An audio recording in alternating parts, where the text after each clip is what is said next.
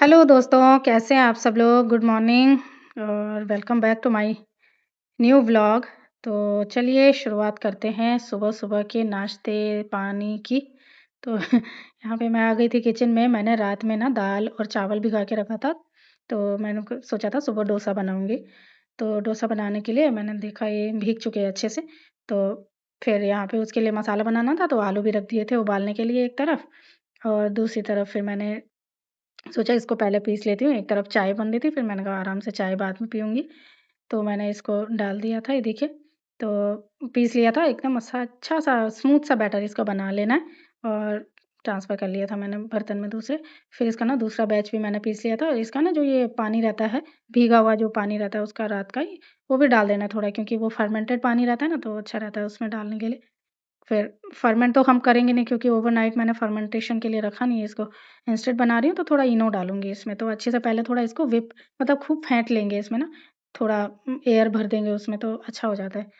तो फ्लफ़ी हो जाता है, ज़्यादा अच्छा हो जाता है, तो फिर फेंट के 5 मिनट रख लिया था। फिर उसके बाद चाय बन गई थी मेरी, फिर उसके बाद मैंने चटनी भी बनानी थी नारियल की, तो चटनी के लिए मैंने नारियल मेरे पास था, तो नारियल को काट के उसमें थोड़ा धनिया और हरा धनिया और फिर थोड़ा-सा ये दही, थोड़ा दही डाला और थोड़ा मेरे पास भुने हुए मूँगफलियाँ थी, वो डाली और भुने हुए चने भी रहते हैं लेकिन थे नहीं शायद परसों ख़त्म हो चुके थे, तो फिर मैंने दाल होती है ना चने की, तो एक पैन में जो मेरा तड़का पैन होता है, उसमें तेल लिया, उसमें थोड़ा-सा चने डाले 2 चम्मच, फिर उसको थोड़ा-सा रोस्ट करना है, अच्छे से फ्राई करना है मतलब जलाना नहीं है। तो उससे ना बहुत अच्छा टेस्ट आता है। अब वैसे ना भुने हुए चनों से अच्छा इसका टेस्ट आता है। जो दाल भून के डालो ना उसका टेस्ट और ज़्यादा अच्छा आता है नारियल की चटनी में, तो ये डालती हूँ मैं और फिर उसमें थोड़ा-सा अदरक, अदरक तो ज़रूरी है, अदरक और थोड़ा मिर्ची, हरी मिर्ची, थोड़ा-सा नमक, नमक बहुत ज़्यादा नहीं देना, थोड़ा-सा इमली मैंने डाला था और नमक और थोड़ा इसको पानी दे देंगे क्योंकि पानी के बिना ये सूखा-सूखा रहता है, नारियल तो पिसता नहीं है इतनी आसानी से। ईज़ी पीसने के लिए इसको पानी डाल देंगे, फिर मैंने पीस ली थी चटनी तो वहीं पे थी, तो मैंने कहा तड़का बाद में लगाऊँगी, पहले मैं आलू का मसाला बना लेती हूँ। तो आलू का मसाला बनाने के लिए यहाँ पे मैंने आलू बॉयल करे हुए थे, तो जो वो छील लिए थे सॉरी।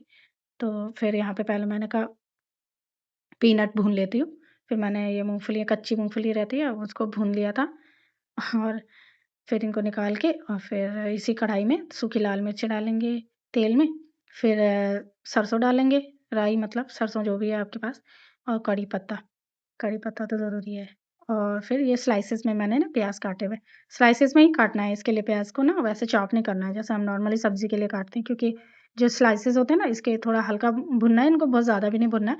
तो ये ना ऐसे रेशे-रेशे, लच्छे-लच्छे से जो खाने में मुँह में आते हैं ना बहुत अच्छे लगते हैं, वो मार्केट में होती है ना, तो साउथ इंडियन मतलब ऐसे ही बनाते हैं ऐसे लच्छेदार, तो बहुत अच्छा लगता है वो टेस्ट उसमें, अलग ही टेक्सचर आता है। तो फिर इसमें मैंने थोड़ा नमक डाल दिया था कि टमाटर अच्छे से गल जाएँ, तो फिर टमाटर डाल दिए थे और फिर सारे मसाले नमक, हल्दी, मिर्ची, लाल मिर्ची और धनिया पाउडर वग़ैरह आप डालना चाहें तो ठीक है, नहीं तो मैंने तो कम ही डाला था और फिर इसमें डाल देंगे सांभर पाउडर और आमचूर पाउडर। आमचूर और सांभर पाउडर बहुत ज़रूरी है क्योंकि उसी का टेस्ट है इसमें। तो एकदम मार्केट वाला फ़ील आता है फिर तो मार्केट भी इतना अच्छा नहीं मिलता कहीं-कहीं पे तो। तो फिर आप ऐसे ज़रूर डालिएगा, सांभर पाउडर तो इसमें मस्ट है।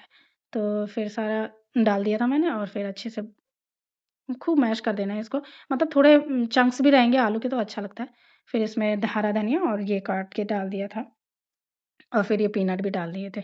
दूसरी तरफ ना चटनी के लिए भी तड़का रेडी कर लिया था मैंने, तो इसमें तेल में राई डालेंगे और मेरे पास सूखी लाल मिर्च खत्म हो गई थी तो मैंने वो नहीं डाली।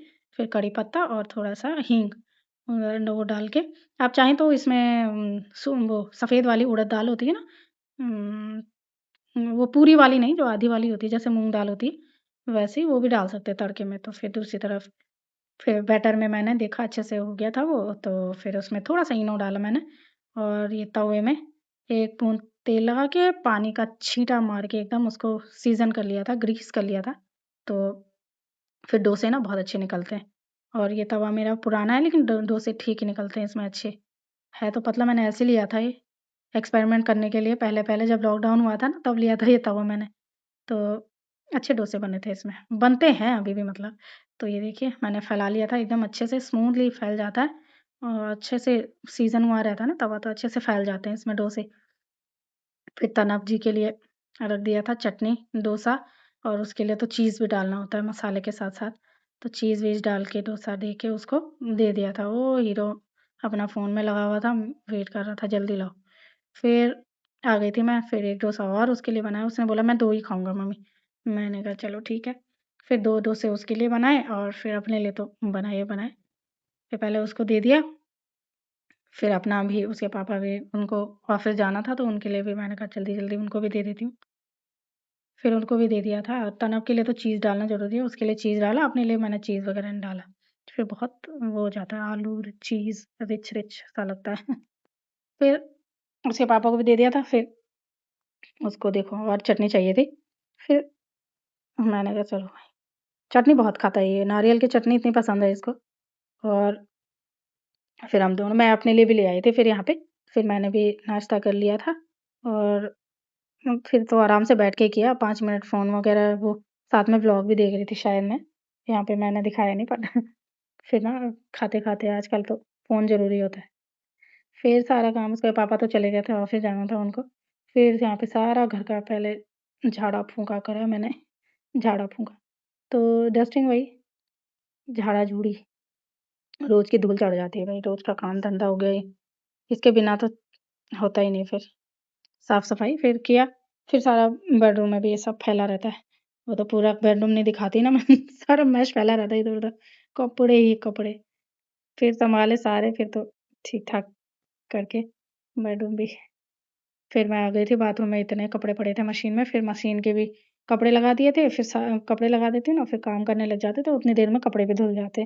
फिर कपड़े डाल के मशीन में, बेडरूम-वेडरूम साफ करके मशीन में कपड़े डाल के सारा काम-वाम किया। फिर दोपहर का ना मैंने शूट नहीं किया था। उसके बाद मैंने व्लॉग नहीं किया, मतलब इतना ही किया था। फिर ये सारे कपड़े डाल के, जो मशीन में धोने थे वो मशीन में, जो हाथ से धोने थे वो हाथ से, 1-2 थे इसके पापा के ही नई-नई शर्ट-शर्ट और जैकेट वगैरह ये। तो इनको मैंने मशीन में नहीं डाला, मैंने कहा ये नई है, खराब हो जाएगी। और ये वाला भी तो फिर मैंने कहा चलो जो डेली के धोने हैं वो धो दो बस।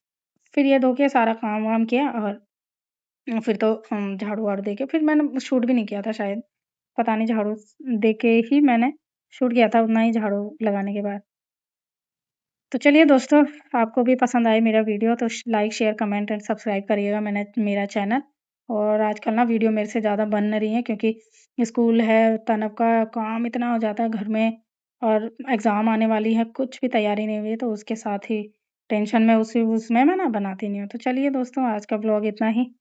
पसंद आएगा तो लाइक, शेयर, कमेंट ज़रूर करिएगा, और प्लीज़, प्लीज़, प्लीज़ सब्सक्राइब ज़रूर कीजिएगा उसको, चैनल को मेरे। Bye bye.